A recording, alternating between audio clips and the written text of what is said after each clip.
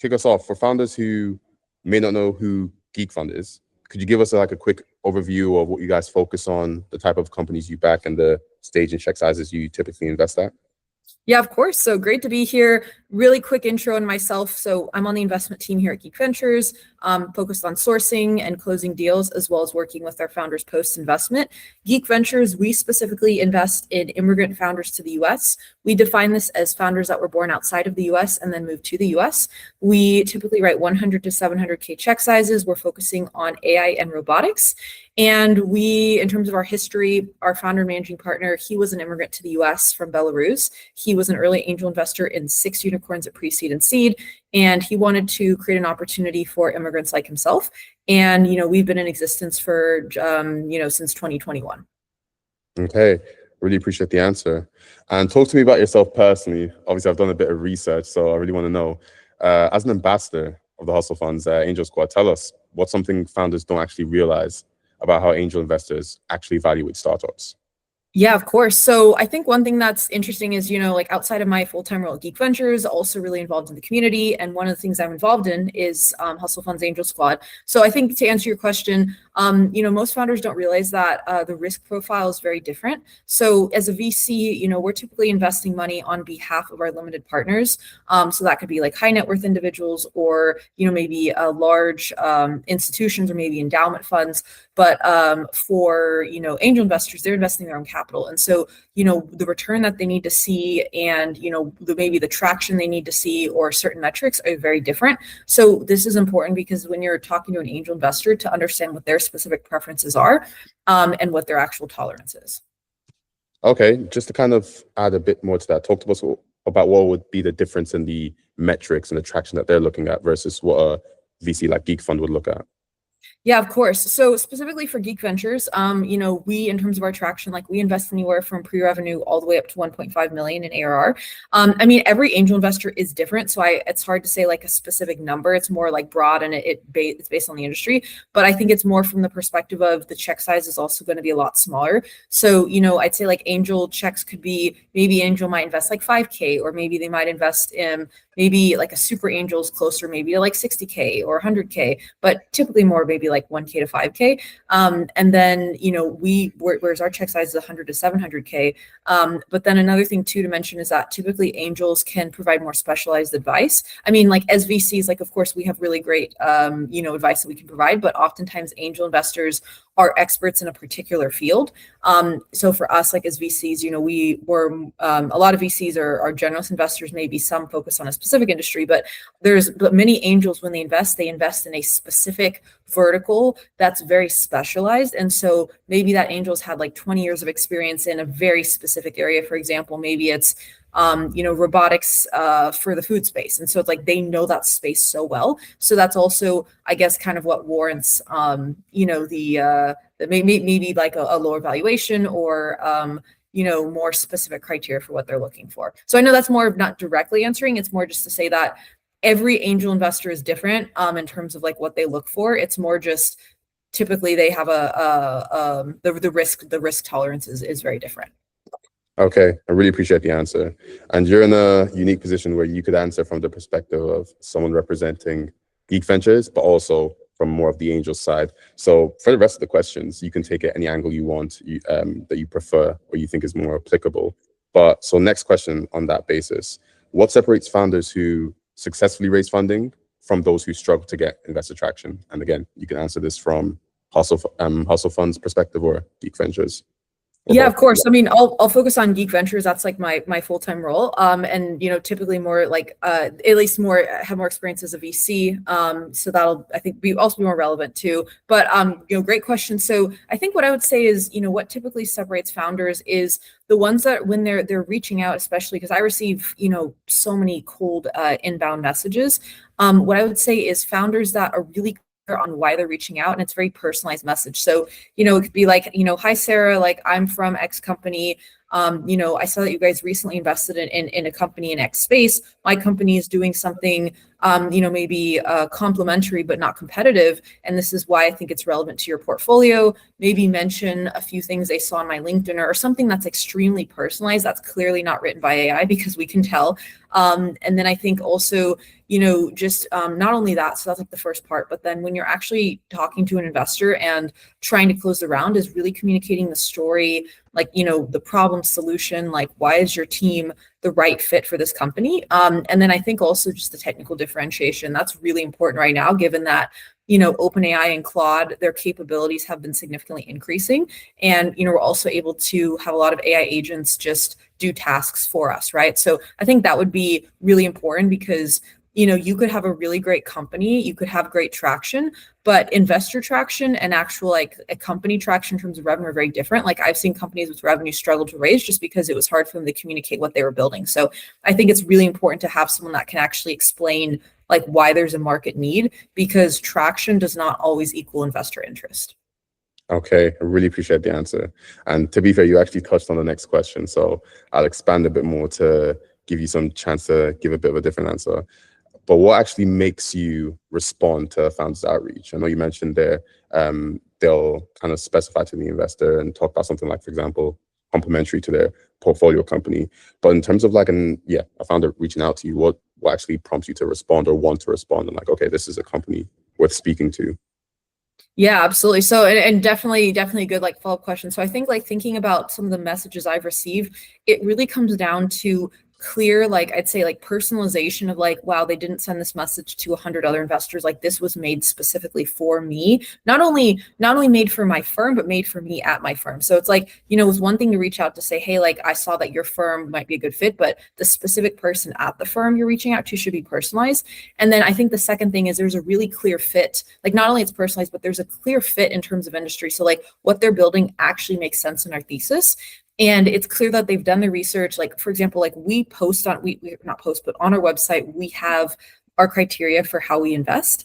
And it's important that I recommend founders to take a look at the criteria for the firms that they're reaching out to on their websites, see what's available publicly and base the outreach on that. And if there's a clear fit, then, definitely we'll take calls. Like I respond to cold outbound. I take calls from founders that reach out cold. So I think it really comes down to like, are you doing your research and are you not just sending generalized messages? I mean, I've even had people use the wrong name.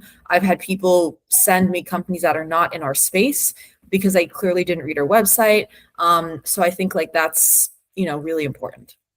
Okay, I really appreciate that. I hope nobody still calls you the wrong name. That's a bit embarrassing. Definitely. Now talk to me about this. What are the 3 biggest mistakes founders make when raising capital? And again, you can take this from a hustle fund perspective, or you can take this from a Geek Ventures perspective. Yeah, of course. So I think, biggest mistake founders make. I mean, I think like, one of the main issues is saying that like deciding that they have that VC funding is the only way to be successful. I think oftentimes founders see articles, like in the media, and they assume that raising capital is like just guaranteed success, and that's like they need that publicity to perform well. And I think it's important for founders to realize like, hey, you don't need to raise money in order to be successful. And there's also, I guess the second part of this in terms of like second mistake is, they don't realize the responsibilities that come with raising capital. It's not just an investor, signs an agreement, gives you money, and that's it. It's, there's check-ins, there's updates you have to send, you have to frequently communicate with your investors. And so this is why it's really important to understand that's a long-term relationship and that the investor you're working with should be someone that you're happy to work with for a long period of time. And then I think the third thing I would say is not being flexible on valuation and thinking that valuation is the most important thing. As investors, the reason that we value a company a certain way or why we recommend a certain valuation comes down to how we can return capital to our investors. Because ultimately, as VCs, we have money coming in from LPs and we need to make a certain return to keep our LPs happy, right? And to keep convincing them to invest more money in future funds.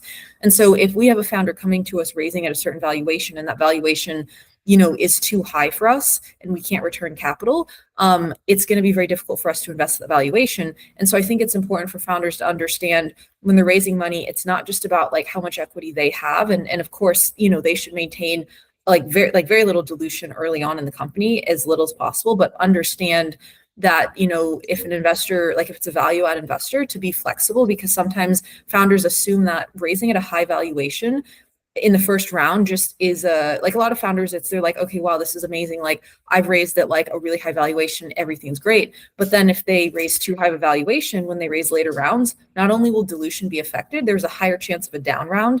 And that just causes a huge issue for existing investors, future investors, the LPs of the VC firm who are seeing these investor updates. So I think just being mindful really of what your actual valuation is, and does it make sense for you not only right now, but also for your company long term?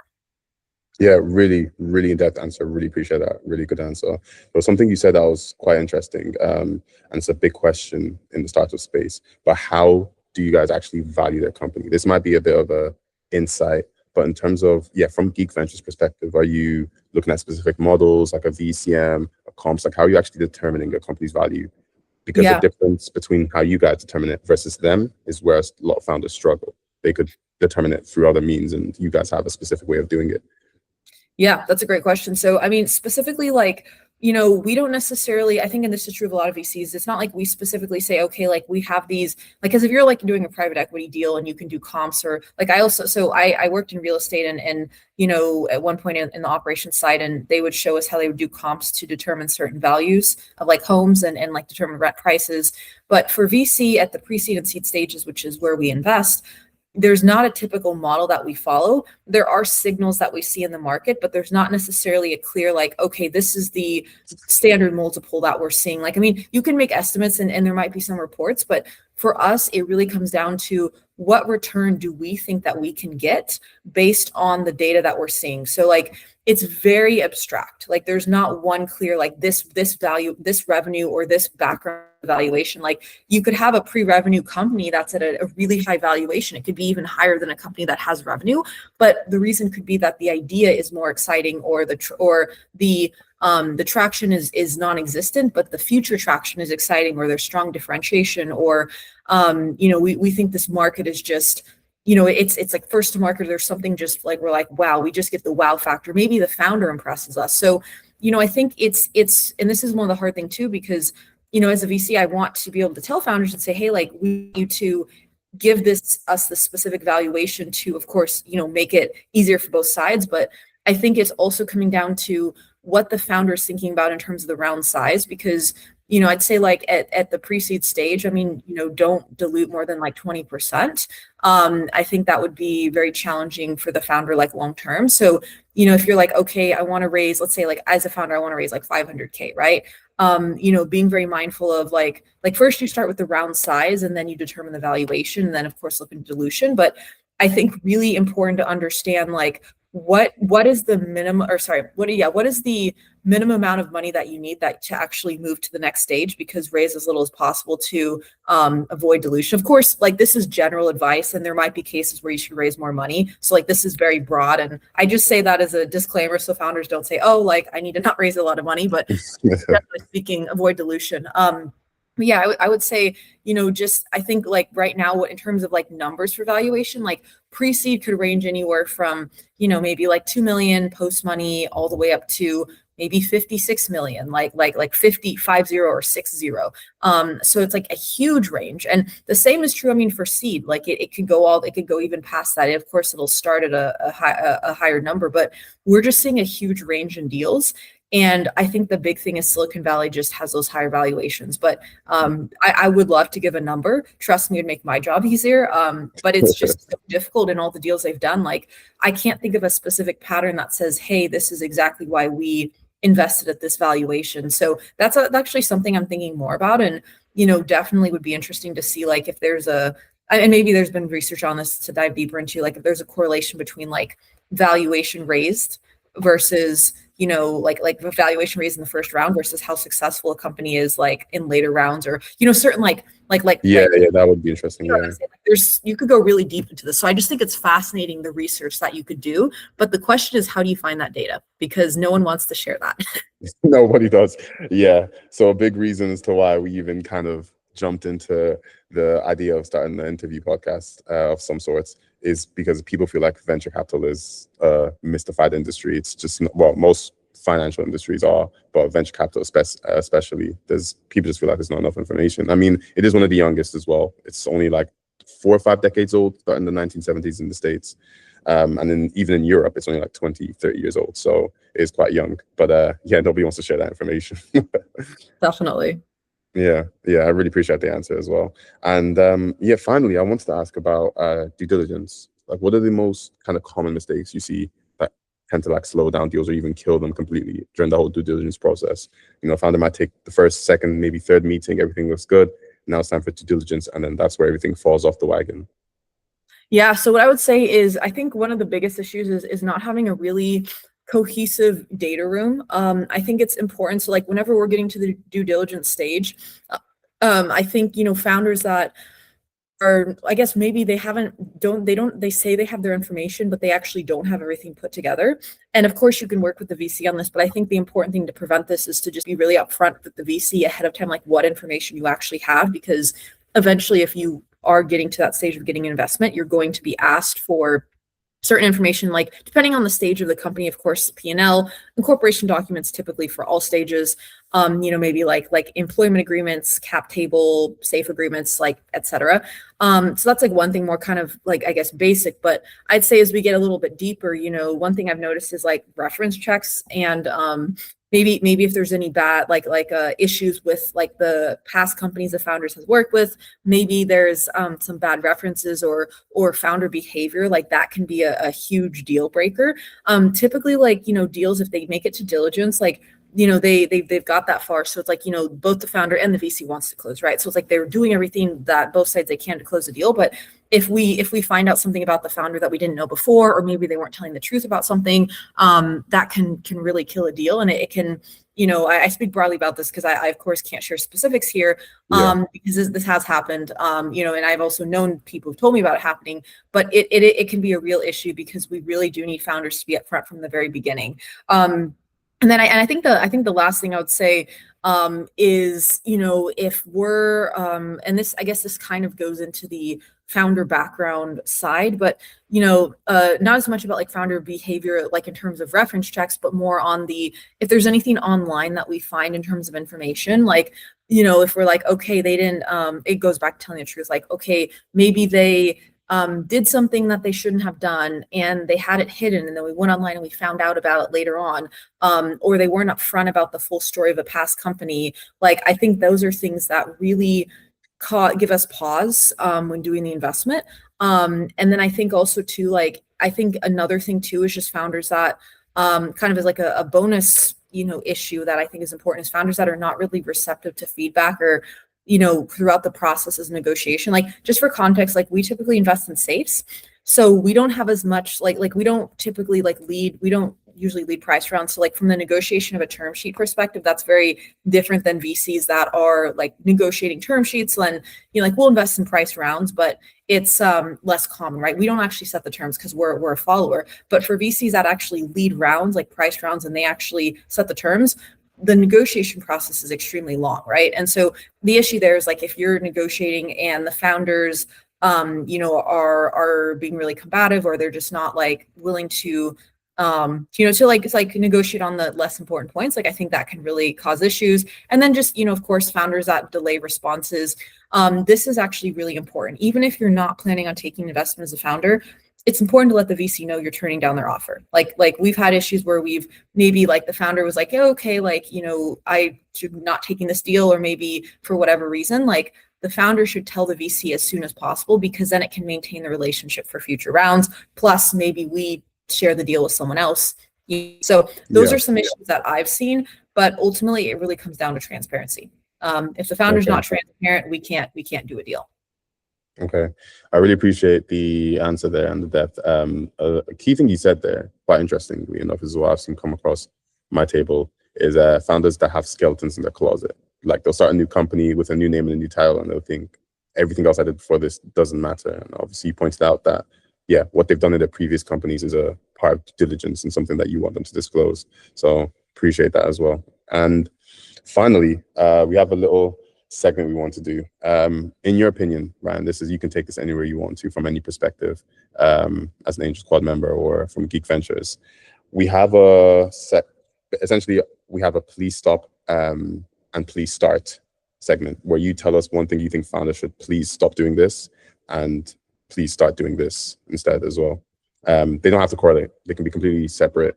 Just two things where you're like, the first thing that comes to your head, please stop X, and then please start doing this. Yeah, go ahead if that's something you can answer. Yeah, please. Okay, I love this. This is a great idea. So please stop sending emails without a pitch deck. Because when I get, when I get cold outreach on email, founders will send me like the whole blurb about what they do, and then they say, are you interested in receiving a pitch deck?